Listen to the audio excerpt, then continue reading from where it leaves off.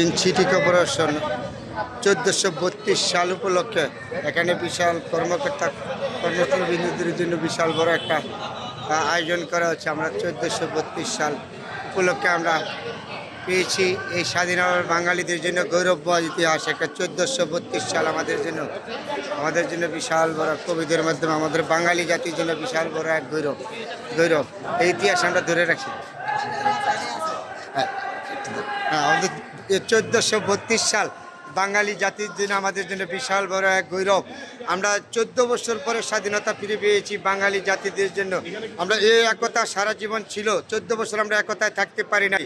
আমাদেরকে জাত বিভেদ বলে আমাদেরকে নির্যাতন অত্যাচার করে আলাদা আলাদা করে রাখছে।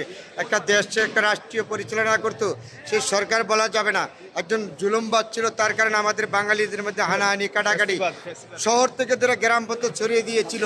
তারপরে আমরা এই দক্ষিণ সিটি কর্পোরেশন একটা বিশাল বড় একটা উদ্যোগ ছিল সারা জীবন।